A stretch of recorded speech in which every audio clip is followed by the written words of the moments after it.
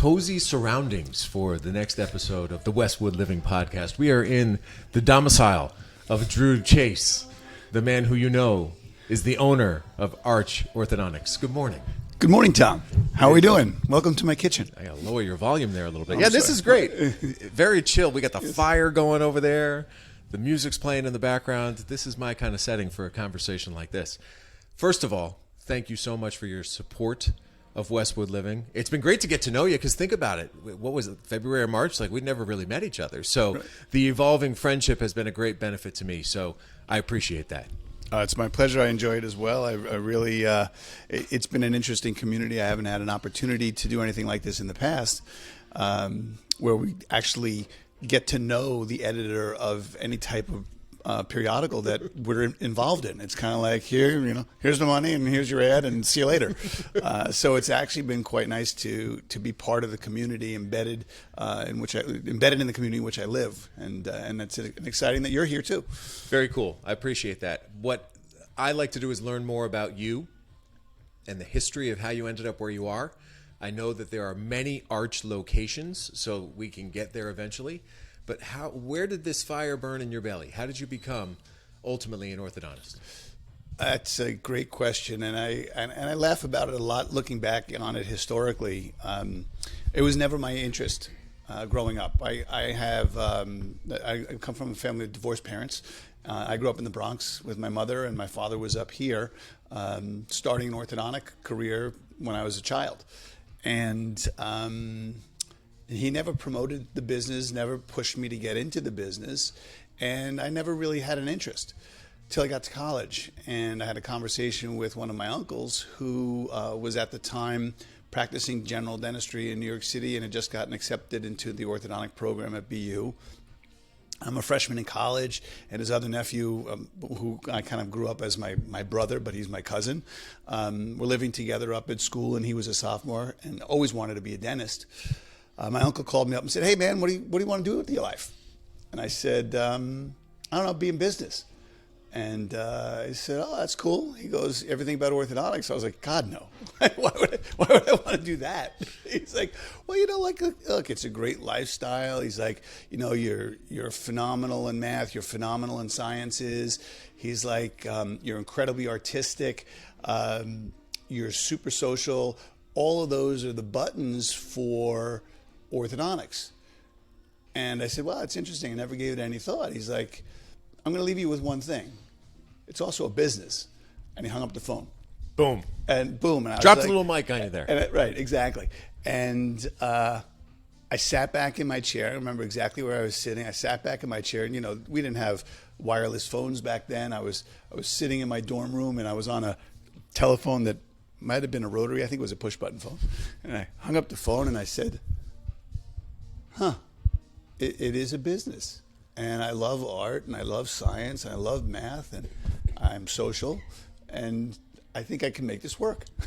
And I went to the registrar's office, and I changed my complete schedule. Wow. I was on a business path. I was a communications major and I changed it to a biology and a business minor. And I left college a year early to pursue a career in dentistry. So I don't mean to fast forward a little bit, but I want to know, where was the first Arch Orthodontics and who was the owner of it? So my father had been practicing up here under his name. There was no Arch until I joined the practice. Arch is actually an acronym for Andrew and Robert, Chavez and Chase, and that was who we are as people. I created that acronym, and when I joined the practice, it was a decision I made because I really wanted to get back to New York City. And I said, let me understand the business of orthodontics. I'll stay here for like 3 or 5 years, and then I'm going to head back. I've got deep roots down there. My cousin was practicing dentistry down there as well. At the time, we graduated dental school together. And, 1 year became 3, became 5, became 10, and here I am 25 years later. And we grew the practice. We started off with 2 offices. Stoughton was the first location. He opened Hyde Park a couple of years after that. So the practice started in 1974. And in 76 or 70, late 75, early 76, he opened Hyde Park. I joined the practice in 98. And in 2001, we opened our third location. And from there, we began to acquire practices from colleagues of his that were ready to retire, people that were probably about 7 or 10 years older than him. And we gradually grew in the region that we're in here. About 13 years ago now, we went into Canton and Westwood, and 11 years ago, we moved over to the Cape as well. Yeah, that's a big... I'm interested in that. We'll get there. But when did you move to Westwood? How long have you lived here? We've lived in Westwood for a little over 7 years now. Oh, okay. So you moved the business to Westwood even before you moved the family to Westwood. Correct. We had purchased a practice from a retiring orthodontist. We just kind of took over his. We were going to take over his spaces, and his spaces weren't really adequate in Canton. And he said, "Oh, by the way, I also had an office in Westwood that I've been out of for the last 7 years, but I still rent the space." So we rented the space. We just took over his lease. And that was right down the street across from the Fisher School, right? Is that right? Right, exactly. It was in the professional building on the corner of High Rock. Got it. And we were there for 4 years, and we finally moved into our location that we're currently in next door to Camellas. Yeah, your location now is fantastic. I love it. You think about the traffic that goes by, and you got the big sign that obviously is right on Route 109. It's a magnetic, I think is a good word for it. So it was really funny. The day I signed the lease, and I had begged to get in the space for about a year and a half. It had been vacant when I think it was called Westwood Deli, used to be there. And the landlord wanted to turn it into a gym, wasn't interested in having an orthodontic practice there, nothing medical. It was not what he was looking for. But after it being vacant for over a year, he said, "Fine, I'll concede." And I signed the lease, and my wife and I sat down at Starbucks. It was a beautiful spring afternoon. And it was about 2:00, and we had our coffees. We were sitting out on that front porch in Starbucks, and about 45 middle school kids walked into Starbucks, and it was just insane. I said, "This is a perfect location." It really is. Absolutely perfect location, because middle school is the age primarily that we treat. It's shifting now a little bit. There's a lot more adults that are seeking treatment because of the technology that we have that's much less visible or completely invisible.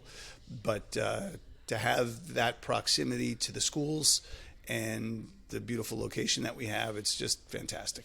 So you talked about being a social person. You're such a unique personality. You can see that in the social media posts. You're not afraid to have fun. It seems like a part of your success is based on the fact that you want to make what you do fun. Is that true? Is that fair? Is that what your goal is, to have some fun with what you do? If you ask me what I do, I'm not going to tell you I'm an orthodontist. I tell you I make smiles. I mean, that's the bottom line, is I make smiles, both physically and emotionally. I mean, I'm building confidence. I provide an opportunity to people for people to enjoy who they are, what they look like, and that has an impact on their lives in the most positive way. You take a person, a kid, adult, doesn't matter, that doesn't have a good-looking dentition, a nice-looking smile, and they'll have a tendency not to smile. Now, how approachable is somebody who isn't smiling ever? Not as approachable as somebody who is. So that beauty of having fun while you're making a smile, and it's the foundation of what a smile is, right? Love it. So how'd you meet Kim? Because the two of you are quite the dynamic duo. I met Kim in New York City at a Halloween party. In fact, it's a great story. I'll PG-ify it a little bit, but family show. Kim's first words to me were not necessarily the nicest. I was in an apartment, my cousin's apartment. He had kind of like a little ledge, and it was very hot. It was a Halloween party. It was about 75 people in a very small unit, and I was sweating. I took a step outside onto that ledge, and a taxi cab pulled up, and out popped Kim from the taxi cab. And I said, "Hey, why don't you come up to my party?" And she was like, "I got my own party to go to." Like yells at me some profanity and walks into the building. And next thing you know, she walks into the apartment. So there I am, and I said, "Hey, you're at my party." And it was literally, love at first sight. So we connected. I was back down in New York a few months later. And then a couple months after that, invited her up to Boston, and we just been together ever since. Very cool. A magnetic couple, much like your practice, your location. But you now have two beautiful daughters. You live here in Westwood. Talk about your experience in this town and what you like about it. I love this town. So I grew up in New York City, as I said. I'm a city kid. I always viewed Boston as a suburb of New York. Even living in Boston for the many years that I did, it still felt very small. And when we were, our family was growing, our apartment wasn't growing with us. We couldn't expand into a bigger space in the city. We knew that we wanted bigger space.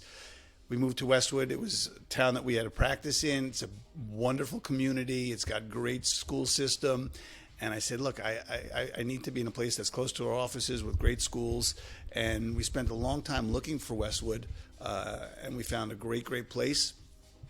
And I missed Boston a little bit when we got here. And when the pandemic hit, I realized how blessed we were to be in a place that has a great backyard and a lot of freedom for the girls and a lot of the needed isolation at the beginning of the pandemic. And not that it was uncomfortable before that, but I never look back. I'm good not being in the city now. It's like I don't have that I don't long for it anymore. You're getting old. No, I'm not. This is the no. answer to our question. I clicked unsubscribe. I clicked unsubscribe on the age thing. It's okay. We're like fine wines. It happens to the best of us. So you have 7 locations, is that correct? Yes. Okay, so how do you handle managing 7 different locations? I have an extraordinary team. I have a really wonderful management tier group consisting of several people. They've been with me. The one that's been with me the longest is just about to celebrate 25 years with the business, and she started when she was in high school, so she's still very young. She's got the runway to continue for several more years, and it's just been it's been an interesting ride. It's been an interesting journey. It takes a lot of effort, a lot of commitment, a lot of dedication. We have a wonderful group of doctors that works with us. It's a small group now. We're in the process of expanding a little bit and increasing the opportunity for coverage at the practices. Went a little bit thin after the pandemic, but we're building that back up and looking to serve the community in a great way.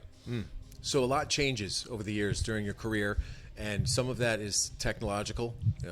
There's different procedures, there's different ways of doing things, and you have to keep on top of that. So it's a consistent process of learning, I'm sure, every day. When you look ahead, I don't know, pick a time frame, 5 years, 10 years. What do you see collectively for you, your practice, orthodontics in general, and Westwood? Sure. Great questions.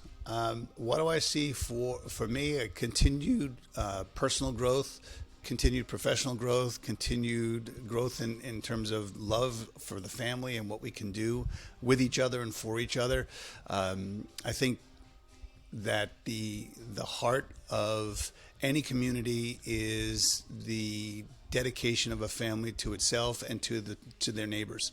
And for me, helping to grow and develop my girls into wonderful, caring individuals is such an important thing that'll improve society in general, all around.